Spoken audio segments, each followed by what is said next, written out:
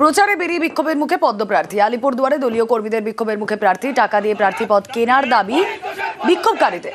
BJP প্রার্থী পরিতোষ দাসকে go back slogan. Alipurduar দুর্গাবাড়িতে পুজো দিতে গিয়ে বিক্ষোভের মুখে পড়েন তিনি। প্রার্থী দলীয় কর্মীদের চেনেন না বলে অভিযোগ বিক্ষোভকারীদের। আলোচনার মাধ্যমে সমস্যা সমাধানে আশাবাদী বিজেপি প্রার্থী।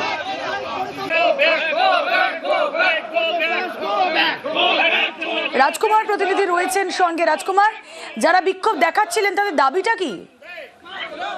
দেখো উমেলা, যারা বিক্ষোভ দেখাচ্ছেন সোমবার কিন্তু প্রার্থী পদ ঘোষণা হওয়ার পর থেকেই কিন্তু তারা বিক্ষোভে সামিল হয়েছেন। তাদের একটাই দাবি যে আলিপুরদুয়ার বিধানসভা কেন্দ্রের যে এই পরিতোষ দাসকে যে বিজেপি প্রার্থী করেছে তাকে প্রার্থী বদল করতে হবে। এবং আজকে যে বিক্ষোভ তারা দেখিয়েছেন তাতে কিন্তু একেবারে গো ব্যাক স্লোগান নয়, শুধু একেবারে প্রার্থীর কিন্তু পদত্যাগের দাবি পর্যন্ত তারা তুলেছে। একটা বড় সংখ্যার বিক্ষুব্ধ বিজেপি কর্মীরা গিয়ে কিন্তু এই সন্ধ্যার পর যে আলিপুরদুয়ার শহরের যে দুর্গাবাড়ি, সেই দুর্গাবাড়িতে যখন বিজেপি প্রার্থী পরিতোষ দাস তিনি পুজো দিয়ে প্রচার করতে যান, তখন কিন্তু তিনি বিক্ষুব্ধ কর্মীরা বিক্ষোভ দেখান, গো ব্যাক স্লোগান দেন এবং শুধু তাই নয়, প্ল্যাকার্ড ফেস্টু নিয়ে গিয়ে কিন্তু বিজেপি প্রার্থীকে বিক্ষোভ দেখানো হয়। তাদের একটাই বক্তব্য এবং তাদের দাবি যে কেন্দ্র এবং রাজ্য যে নেতৃত্ব বিজেপি তারা বলেছিল 72 ঘন্টা এই প্রার্থীকে প্রচার করতে না, কিন্তু তারপরেও প্রার্থী প্রচারে বেরিয়েছেন, এমনটা কিন্তু বিক্ষোভকারীরা দাবি করেছেন। তাদের একটাই দাবি, প্রার্থী পদ পরিবর্তন করতে হবে।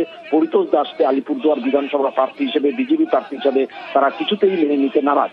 রুমেলা, বেশ, আমরা রাজ্য নেতৃত্ব আর জেলা নেতৃত্বের সঙ্গে কথা বলেছিলাম যে প্রার্থী চেঞ্জ করতে হবে, কেন কি ওনার সাথে তৃণমূলের যোগসূত্র আছে। গো ব্যাক স্লোগান দিচ্ছে, আগামীকাল পার্টি অফিসে 500 লোক নিয়ে আরও আন্দোলন করবো। দম থাকলে পার্টি অফিসে ঢুকে রাখা।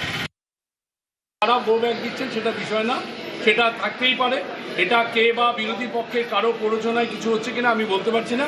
আমি ওই বিষয়টা দৃষ্টি আকর্ষণ করতে চাই না, কারণ হচ্ছে যে আমি আগের দিকে এগিয়ে যাব। আমার এখানে শুধু এখান থেকে কোনো বাইরে গাড়ি ভাড়া করে আনা হয়নি, বিরিয়ানির লোভ দেখিয়েও কাউকে আনা হয়নি। আমি প্রার্থী হিসাবে বিজেপির যারা আমার সহকর্মী তাদের ভালো লেগেছে, তারা মনে করেছে যোগ্য প্রার্থী শহরের বিভিন্ন ওয়ার্ড থেকে এখানে সামিল হয়েছে।